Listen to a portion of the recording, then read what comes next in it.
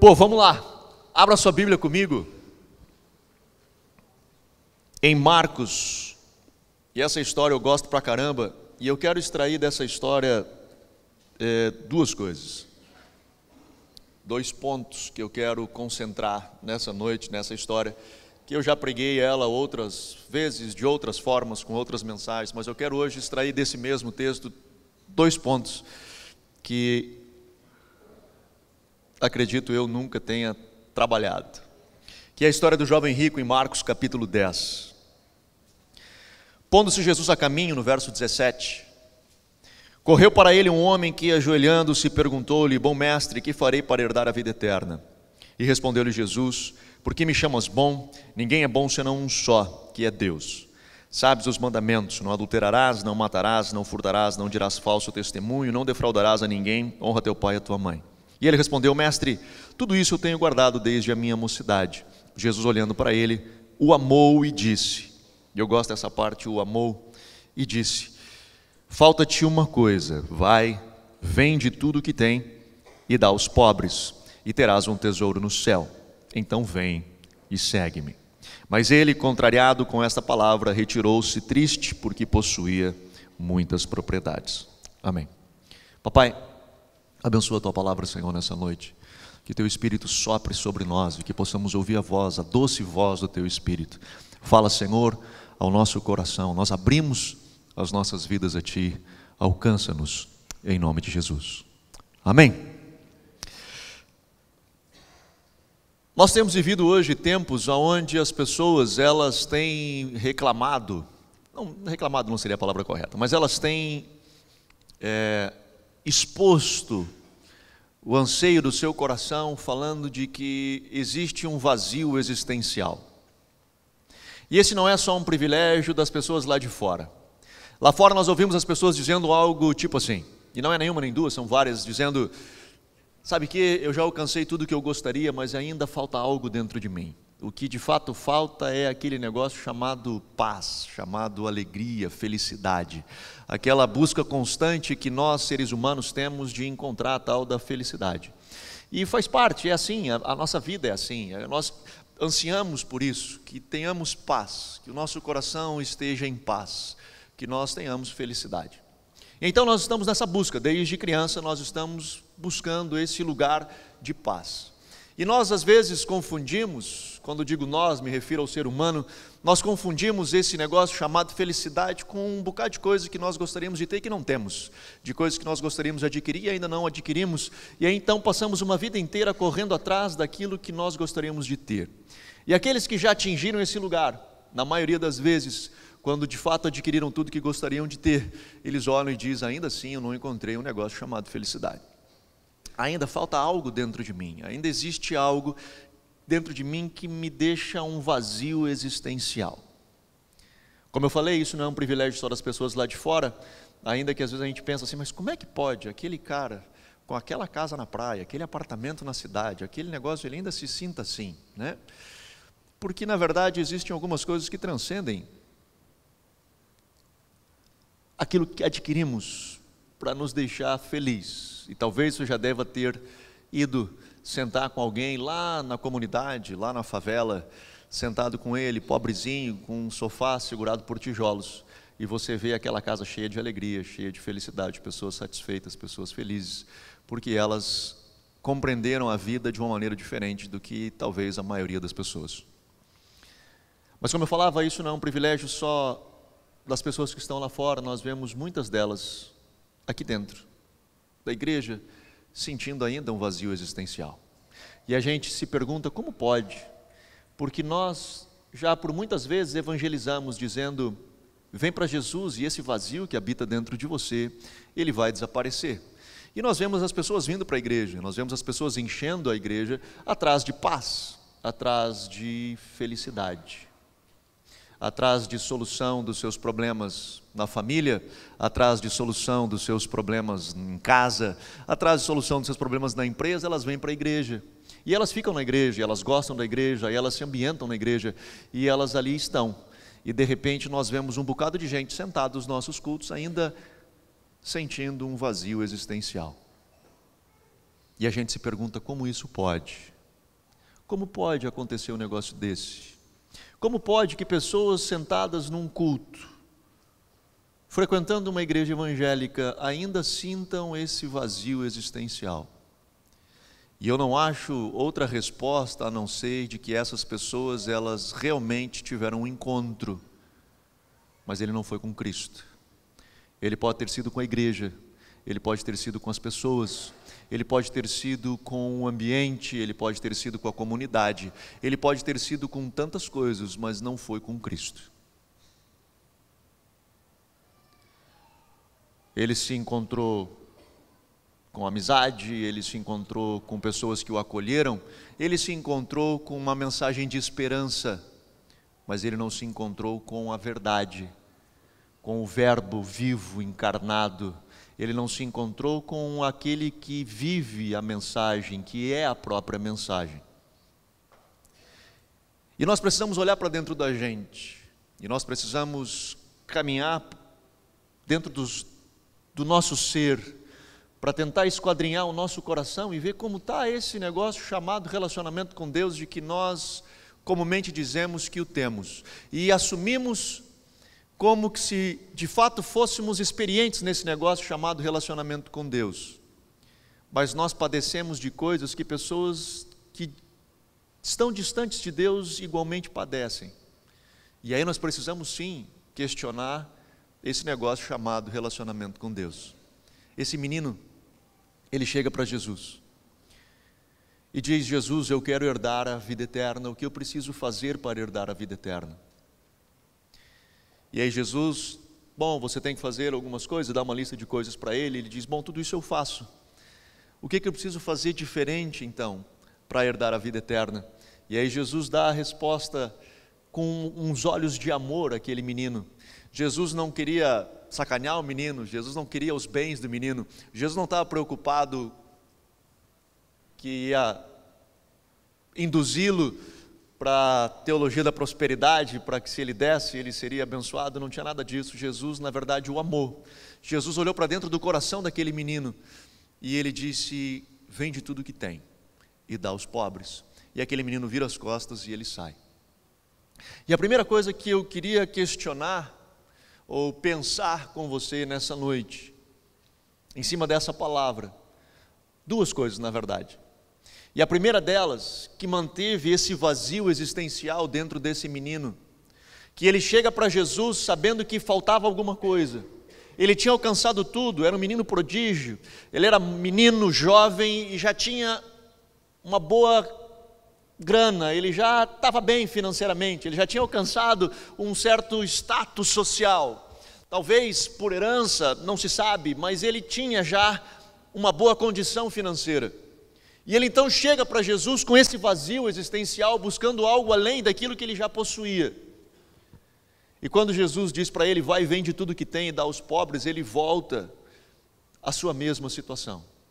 E a primeira coisa que nós extraímos uma delas, que nós podemos extrair dessa história, é que esse menino tinha valores errados. O problema dele é que ele colocava valor em coisas erradas. Muitas das vezes o vazio que existe dentro de nós, existe dentro de mim e de você, é porque nós estamos colocando valor nas coisas erradas. Ele desejava valorizar as coisas celestiais, ele desejava experimentar as coisas que estavam no céu, mas de fato valorizava as coisas terrenas. Porque quando Jesus, com olhos de amor, diz: você consegue abrir mão dessa realidade terrena para viver uma outra realidade? Ele diz: não consigo. A realidade é que eu não consigo. Eu gostaria de viver essa realidade sobrenatural. Eu gostaria de poder experimentar algo que vocês aí dizem que é bom de se experimentar. Então Jesus diz: bom, então você vai ter que valorizar o que de fato é importante. Não, eu não consigo abrir mão disso. Dessa realidade terrena, para mim ela é muito importante. Esse valor, para mim, ele é muito importante. A grande questão é que os nossos valores determinam as nossas escolhas. Aquilo que nós valorizamos, nós passamos a escolher. Ele valorizou essa terra, e ele escolheu permanecer neste lugar. Ele valorizou as coisas terrenas e escolheu ficar aqui. O problema é que às vezes nós dizemos o seguinte: não, mas os meus valores, eles são bons. Eu tenho valores celestiais. Eu valorizo a minha casa, eu valorizo a minha família, eu valorizo Deus, eu valorizo a igreja, eu valorizo a comunhão da fé, eu valorizo um bocado de coisa. Assim como os seus valores determinam as suas escolhas revelam seus valores. Aquilo que você tem escolhido hoje tem de fato determinado se você ou o que você valoriza. A escolha daquele menino deixou claro: eu prefiro ficar aqui do que ficar lá. Não, eu valorizo a minha família. Como têm sido as suas escolhas em relação à sua família? De fato vai valorizar se você ama a sua família. Eu valorizo a minha esposa, eu valorizo o meu esposo. As suas escolhas vão realmente trazer à luz se você tem posto valor nisso. Eu valorizo a minha família, eu valorizo os meus filhos. Fato, lindo. Mas esse valor é real ou ele é só intencional? Porque as tuas escolhas, aquilo que você tem escolhido, determina o que você valoriza. As tuas prioridades. Eu valorizo Deus. As tuas escolhas, elas de fato revelam quais são os teus valores. Como têm sido as tuas escolhas? Como tem sido a tua estrutura de escolha? Nós hoje temos muitos valores. E um deles é esse negócio chamado felicidade. A gente quer viver isso e nós somos chamados para isso. Mas chega a ser impressionante como nós construímos esse conceito. Hoje nós vivemos muito a questão da imagem. Hoje não é o que é, mas é o que parece ser. Não importa exatamente o que importa é o que parece ser. Porque é isso que a gente valoriza. Então as pessoas hoje elas dão valor para o que parece ser. Então se você constrói na sua rede social toda uma estrutura, as pessoas elas acreditam naquilo. E elas vão te dar valor por aquilo que elas estão vendo ali. Então hoje a ideia da selfie, a ideia da postagem, a ideia de tudo é aquela coisa muito bonita, é aquela coisa uma imagem a ser vendida muito bonita. Tanto que a gente, quando tira foto, né, o fotógrafo já olha e diz, X, né, sorria. Porque não vamos tirar uma foto triste. Ninguém tira foto triste. Por que eu vou tirar uma foto triste? Eu vou tirar uma foto bonita. E a foto bonita tem que ser sorrindo, né? Sorrir. E todo mundo então faz aquela cara de sorriso para parecer bonito na foto. Mas a foto não é nada mais, nada menos do que registrar um momento. Tem momentos que nós estamos felizes, tem momentos que nós estamos tristes. Tem momentos que nós estamos alegres, tem momentos que eu não estou bem. Só que eu não quero guardar uma foto do momento que eu não estou bem. Até hoje, toda vez que a gente vai ver álbum de fotografia, eu nunca vi, por exemplo, no álbum de fotografia, a foto de um funeral. Vai dizer, não estou dando ideia, pessoal, não é para sair tirando foto. Mas essa é uma memória que a gente não quer guardar. Essa é uma lembrança que eu não quero ter do aquele ente querido. Eu quero poder me lembrar dele vivo, eu quero me lembrar dele no momento de alegria, eu quero me lembrar dele naquele momento de felicidade. Então eu não quero ter aquela imagem daquele momento triste, ruim. Eu entendo isso, mas a morte faz parte da nossa vida. Os momentos de dificuldade fazem parte da nossa vida. Os momentos de tristeza, eles compõem quem nós somos. As dificuldades que nós passamos, as barreiras, as lutas que nós enfrentamos, elas fazem parte e compõem quem hoje somos. Essa pessoa vencedora que nós somos hoje, ela na verdade é um processo de batalhas e de derrotas e de caídas e de revés. E que nós deveríamos também de celebrar.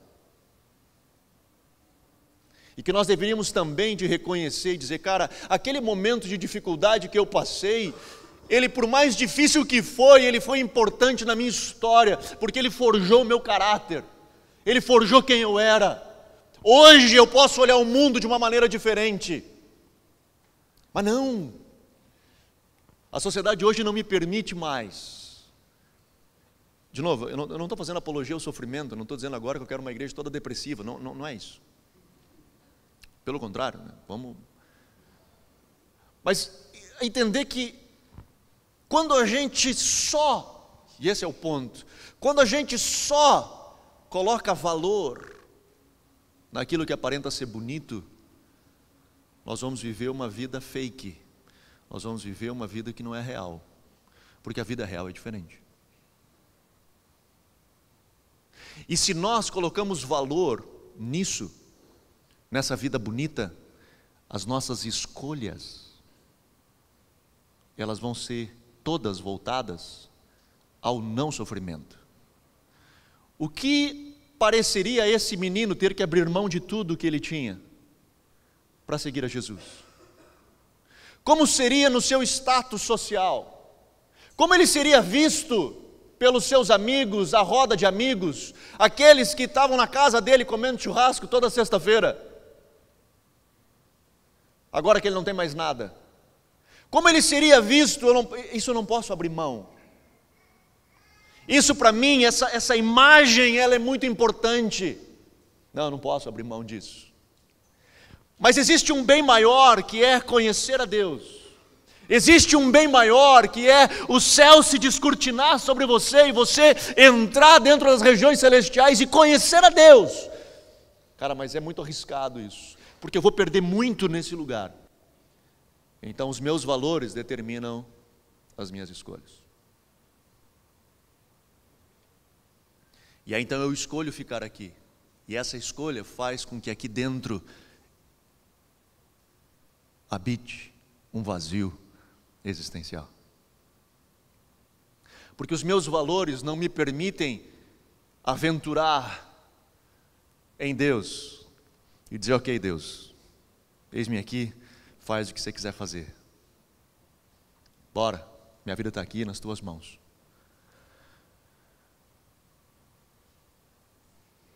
Esse valor, ele não me permite, por exemplo, dizer: ok, Pai, eu vou enfrentar essa dificuldade. Eu vou enfrentar esse problema na minha casa, na minha família, no lugar aonde eu estou. Eu vou enfrentar isso contigo. Eu quero dar as mãos contigo. E nesse processo todo eu vou caminhar e vou ser moído se precisar ser moído, vou ser quebrado se precisar ser quebrado, mas eu quero caminhar contigo, quero sair do outro lado, porque eu sei que do outro lado me espera algo melhor. O valor do bom para mim, da selfie sorridente, do prazer, não me permite fazer essa escolha. E esses valores terrenos, que hoje são construídos numa sociedade hedonista, ela impede de que eu experimente algo precioso dos céus aqui. Segunda coisa que eu queria extrair dessa experiência desse menino, é que ele chega para Jesus e pergunta para Jesus: Jesus, o que eu preciso fazer para herdar a vida eterna? O que eu preciso fazer para poder experimentar esse negócio que está aqui? E aí nós vemos esse conceito que também é muito forte na nossa sociedade, que é o conceito da meritocracia. Eu vou fazer algo, então eu fiz algo, eu mereço receber tal coisa. Então o que eu preciso fazer? O que cabe a mim, eu vou fazer. Então eu vou fazer, e eu fazendo isso, eu mereço receber tal coisa.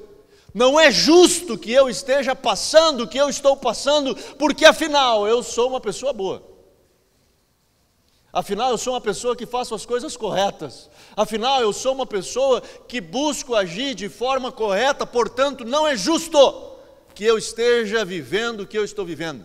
Não é justo que eu esteja passando o que eu estou passando, afinal eu mereço uma vida melhor.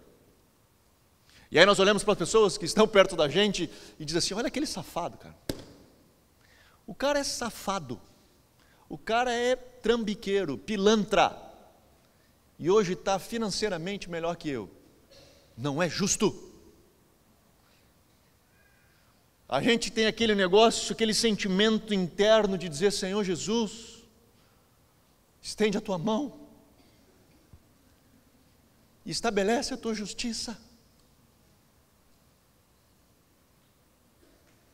Eu quero ver acontecer. Por que não acontece comigo? Afinal, eu estou aqui fazendo tudo certinho. Afinal, eu estou aqui buscando fazer as coisas certas que tu disse que tinha que ser feito. Essa é a preciosidade do Evangelho. O Evangelho é um negócio chamado graça. É a graça que vem de Deus. Cara, nós somos o que somos e não somos o que não somos pela graça de Deus. Nós só chegamos aonde chegamos pela graça de Deus. Tem uma música, já que o Marcão hoje cantou um montão de música antiga, me lembrei de uma outra que diz o seguinte, o Marcão tirou do baú hoje, né? Vai lá. Eu quase fui procurar um inário. Eu digo, cara, eu vou atrás de um inário. Daqui a pouco vai sair o cantor cristão aqui, alguma coisa, hein, Marcão? Ah, foi massa, Marco, foi massa. Mas nós nos esforçamos para ir ao céu. E tinha uma música antiga que dizia assim, foi graça, irmão, eu vos digo que foi assim. Lembra? Foi só pela graça de Jesus que eu venci e cheguei aqui. Quando chegar no céu, a gente vai cantar essa musiquinha. Essa é do tempo do EPA, hein? Essa eu resgatei. Nós vamos chegar no céu e nós vamos cantar essa musiquinha. Quer dizer, eu não sei se a gente vai cantar, mas vai ser isso aí mesmo. Eu digo, cara, eu só cheguei pela graça. Eu só cheguei pela graça de Deus, eu não merecia estar aqui, eu só cheguei realmente pela graça. Cara, mas você não suou lá na terra? Suei montão, mano. Suei gota de sangue para poder viver o Evangelho, para poder buscar uma vida santa. Foi difícil? Cara, foi, cara. Também fui tentado, assim como vocês são tentados, assim como Paulo dizia, eu tenho meu espinho na carne, já orei a Deus pedindo 3 vezes que Ele tire, eu tenho também um montão de espinho na carne, estou lutando, assim como você também o está. E nós vamos chegar no céu e vamos ainda dizer, foi graça, irmão, foi graça. O Evangelho é graça. O Evangelho não é a balança onde nós colocamos e dizemos assim, não, mas eu fiz isso e você então tem que fazer aquilo. Só que a nossa relação com as pessoas, ela passa muito por isso. Ela passa muito por esse negócio. E a nossa relação até com as pessoas dentro da igreja. É a nossa relação com as pessoas lá de fora. Que nós dizemos, e é por isso que elas odeiam a religião lá fora, porque nós nos colocamos numa posição de melhores que eles. Nós os olhamos assim, tipo de cima para baixo, dizendo assim, como aquele religioso fariseu, que quando o publicano bate no peito, chorando o seu pecado, ele diz, Senhor, graças a Deus que eu não sou que nem ele, porque eu faço tudo certo, eu não estou lá no pecado. E nós olhamos as pessoas de cima para baixo, e aí então nós temos a tendência de sempre olhar o outro dizendo assim, mas eu não sou que nem ele, portanto eu mereço algo diferente. Eu não sou que nem aquelas pessoas, eu mereço algo diferente. E nós nos colocamos numa posição superior a todos. Nós olhamos para aqueles que têm esse, eu não diria uma falsa ética, mas é uma ética moralista falsa. Porque nós apontamos o dedo para o outro, exigindo dele que ele tenha determinado comportamento, que nós não usamos a mesma régua para medir a gente. A régua que nós colocamos ao lado do nosso colega, ao lado do nosso amigo, não é a mesma que nós medimos a nós mesmos.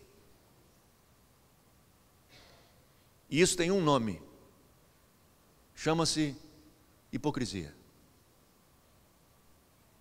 Nós somos hipócritas. Nós somos. E é algo que nós precisamos lidar dentro da gente. E quando eu digo nós, eu estou me incluindo nisso. Porque lá dentro nós construímos essa ideia da meritocracia. Não, mas eu fiz por merecer.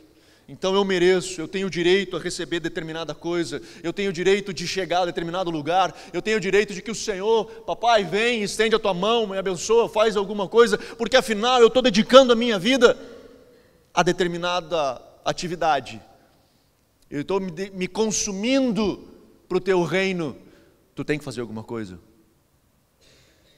E aquele outro que está do lado, não. E por que ele está sendo abençoado e eu não? A fofoca é a expressão clara desse negócio da meritocracia. Sabe por que eu faço fofoca? Porque eu me acho melhor que ele. Ou eu preciso me achar melhor que ele, e para me achar melhor que ele, eu diminuo ele através de expor os erros dele.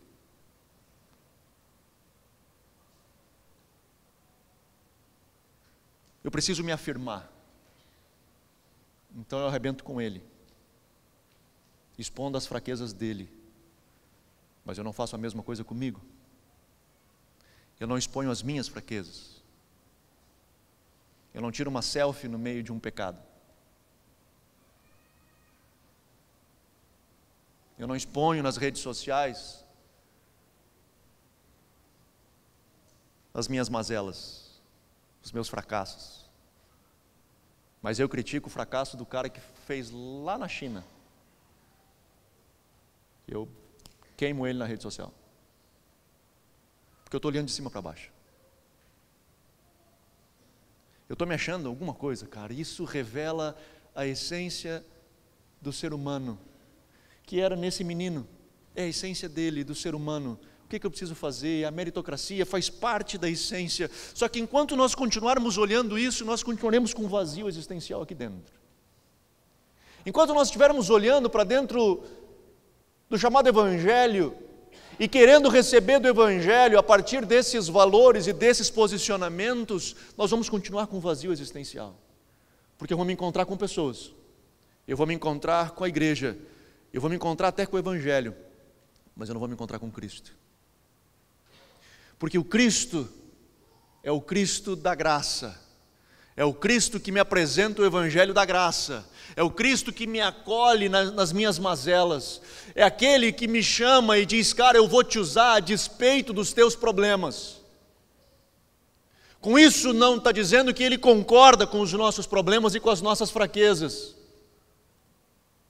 Nós vemos Davi, um homem segundo o coração de Deus, que pega a mulher do amigo, do próximo, tem relação com ela, e não só isso, mata o marido dela para poder ficar com a esposa.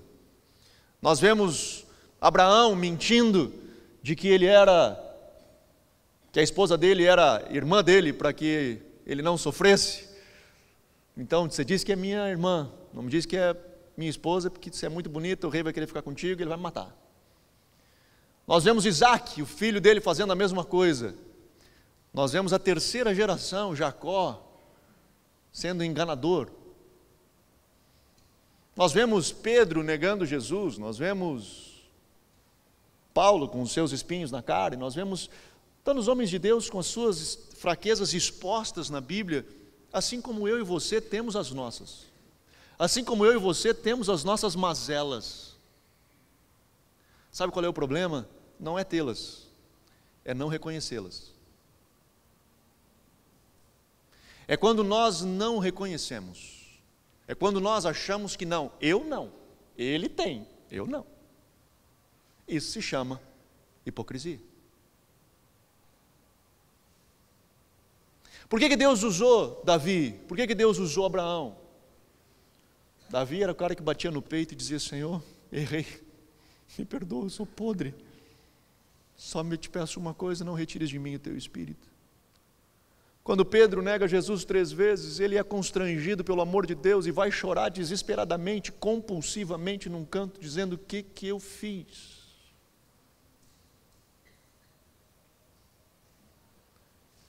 O problema não é ter as mazelas, é não reconhecê-las. É não se permitir ser encontrado. E aí, nós estamos aqui, querendo chegar lá. Nós queremos encontrar os céus, nós queremos encontrar Deus, nós queremos a nossa vida transformada, nós queremos um bocado de coisa, mas nós permanecemos aqui, com valores errados, escolhas erradas, percepções erradas. E isso nos mantém com um vazio interior, mesmo dentro das nossas igrejas. Porque nós não demos um passo onde somos imersos dentro dessa realidade de um Deus que é maior que tudo isso, que nos tira de lá porque nos ama. Não estava preocupado com o dinheiro do menino.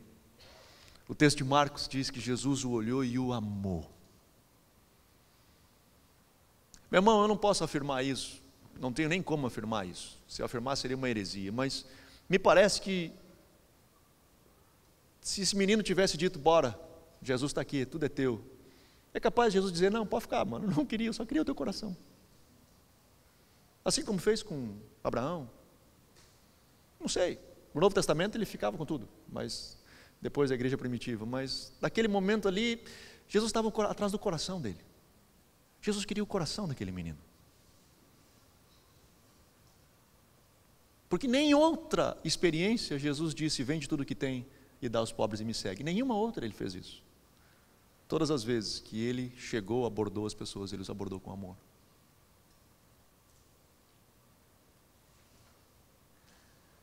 Dessa experiência do menino, hoje eu gostaria de extrair essas duas observações. A primeira delas, o vazio que permanecia dentro dele era por causa dos seus valores. O que você tem valorizado? O que você tem valorizado tem determinado as suas escolhas. Se talvez você tenha dito que os seus valores são bons, olhe as suas escolhas. Elas revelarão de fato quais são os teus valores. E segundo, muda essa mentalidade de uma meritocracia. Venha para Jesus. Venha para Jesus. Independente de como você está, independente do que você tem feito de bom, quantos anos possa estar numa igreja evangélica fazendo um bocado de coisa, só venha para Jesus.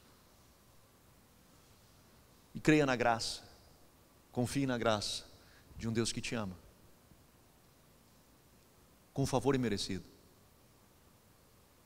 que te recebe do jeito que você está e te ama tanto, que não te deixa assim, que Ele te transforma, que Ele te faz a sua imagem e semelhança, te faz, como diz o gaúcho, sair igualzinho ao Pai. É o que o Papai quer, nos fazer semelhantes a Ele. Amém? Vamos ficar de pé. Feche teus olhos.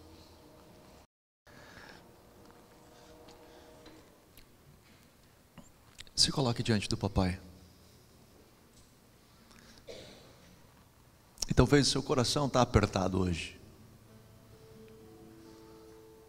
Talvez o seu coração está realmente apertado. E esse vazio existencial que habita aí dentro de você está batendo forte hoje.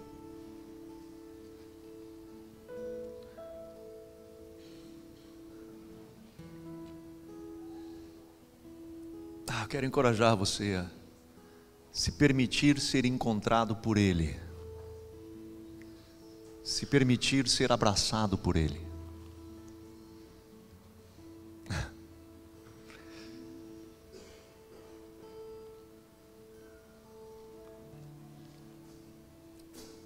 Tem uma ministração no YouTube que eu falo sobre correndo atrás do vento. Se você quiser, você pode assistir ela em outro momento, obviamente. Mas ali eu comento de que o Steve Jobs, ele nos deixou um legado sensacional de tecnologia, de tudo. Mas ele construiu na mentalidade do ser humano esse conceito de que sempre o melhor está no próximo, naquilo que vai vir depois, que vai vir depois, e que vai vir depois, e que vai vir depois, e que vai vir depois. E a gente nunca está satisfeito com aquilo que tem. A gente está sempre correndo atrás do próximo, do próximo. A gente não consegue olhar ao redor e dizer, cara, tá bom, eu não tenho tudo que eu gostaria de ter, mas eu tenho tudo que eu preciso. A gente perdeu a capacidade de ser grato, de ser agradecido. A gente perdeu a capacidade de apreciar as coisas boas da vida, porque gerou dentro da gente um sentimento de que eu preciso alcançar o próximo, e está lá no próximo. E nós passamos o que Salomão chama de correr atrás do vento. Nós passamos uma vida inteira correndo atrás de algo que não existe, sendo que do nosso lado está Cristo, a qual nós podemos dar as mãos e seguir uma jornada com Ele. Aleluia, aleluia, aleluia. Vem, Papai, sobre as nossas vidas nessa noite. Vem, Senhor Jesus, sobre cada um de nós nessa noite. Vem, Papai, nós precisamos de Ti. Nós precisamos de Ti. Aleluia! Nós precisamos de Ti.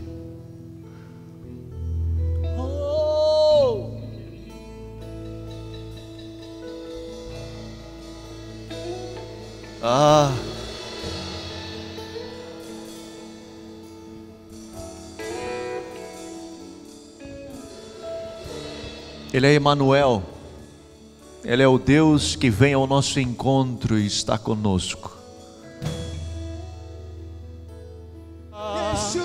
Vem Jesus, vem Jesus, vem Jesus, vem Jesus.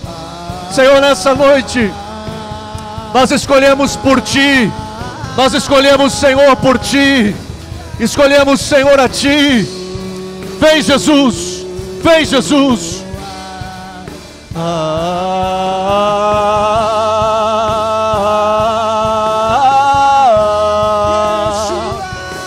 Senhor, escolhemos por Ti, escolhemos escolher correto.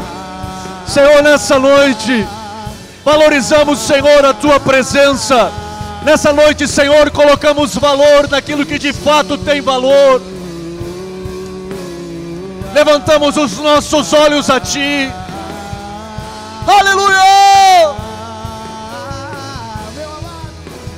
Meu amado é o mais belo entre milhares.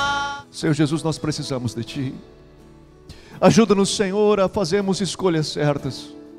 Ajuda-nos, Senhor, a colocarmos o nosso coração e valorizarmos aquilo que de fato tem valor. Senhor, que a nossa vida seja centrada em Ti. Permita, Senhor, que venhamos a sondar o mais íntimo do nosso coração e identificar, Senhor, o que de fato temos valorizado, o que de fato tem sido importante para cada um de nós. E que possamos ajustar, Senhor, a nossa agenda contigo. Que a nossa agenda, Senhor, seja ajustada contigo. Para que Tu preencha, Senhor, a essência de quem somos. Que possamos olhar, Pai, para o nosso irmão.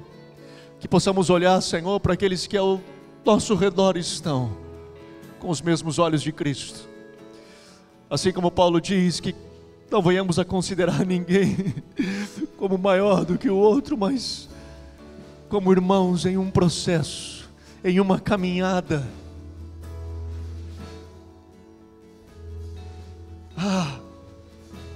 Alcança-nos, Senhor, nessa noite. Espírito Santo, alcança-nos, Senhor, nessa noite. Eu te peço em nome de Jesus. Em nome de Jesus.